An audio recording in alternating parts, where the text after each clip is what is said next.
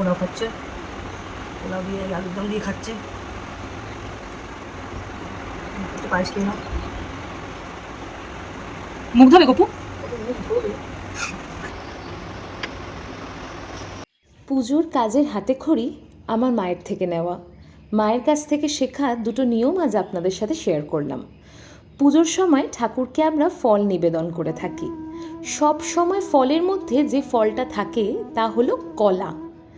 আমার মা বলেন ঠাকুরকে নিবেদন করার সময় কলা কখনো বটিতে কাটতে নেই, কারণ শ্রাদ্ধের সময় বটিতে কলা কাটা হয়। তাই ঠাকুরের পুজোর সময় কলা কখনো বটিতে কাটতে নেই। ধারালো বাটি বা গ্লাস বা চামচ দিয়ে আমরা কাটতে পারি। আর কখনো কাউকে কলা খেতে দিলে সেটাও নাকি গোটা দিতে নেই, দুভাগ করে দিতে হয়, সেটা ঠাকুরের পাতে হোক বা কোনো মানুষের পাতে। ছোটবেলা থেকেই মাকে ছাতু কলা মুড়ি মেখে খেতে দেখেছি। কলাটা যখন মুড়ির ওপরে নিত তখন দুভাগ করে দিত।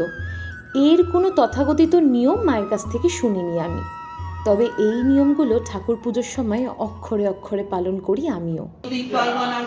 সবাই তোমার সম্পূর্ণ যশগান করে থাকে। সুগ্রীবকে তুমি রামচন্দ্র মিলিয়ে দিয়েছো, ভগবান রামচন্দ্রকে তোমার কৃপায় মানব কুল দর্শন লাভ করেছে, তোমার কৃপায় তিনি রাজপথ পেয়েছেন, তোমার পরামর্শ বিভীষণ ভগবানের চরণ দর্শন পেলেন, তোমার কৃপায় তিনি রামচন্দ্র কুশলী রাজ্য লাভ করেন। যে সূর্য হাজার যোজন দূরে অবস্থান করেছে, যার কাছে পৌঁছতে হাজার যুগ লাগে, সেই সূর্যদেব নিজেই তোমাকে ফল দান করেছে। তুমি ভগবান শ্রীরামচন্দ্র সমুদ্র অতিক্রম করেছিলে, তার ফলে বিশাল জলদি তোমাকে সহায়তা করেছে, জলদি তোমাকে স্তব করে খুশি করেছিল। সংসারের সবচেয়ে বড় কঠিন কাজ সহজেই তুমি সম্পন্ন করতে সক্ষম হয়েছে, দুর্গম কাজকে তুমিই একমাত্র সুগম করতে পেরেছে। তুমি শ্রীরামচন্দ্রের মঙ্গল কামনা রক্ষা করছিলে, তোমার আদেশ ব্যতীত সে লেগে প্রবেশ করতে সাহস পায়, তোমার নাম স্মরণকারী ব্যক্তি সকল প্রকার সুখ প্রাপ্ত হতে পারে। তোমাকে যে নিত্য স্মরণ নেয় তার কোনো প্রকার ভয় থাকে না, তোমার তেজকে কেবল তুমি ধরে রাখতে পারো বা সহ্য করতে পারো, সে শক্তি একমাত্র তোমারই আছে।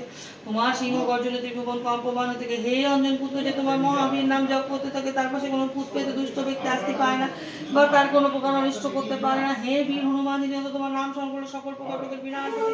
তোমার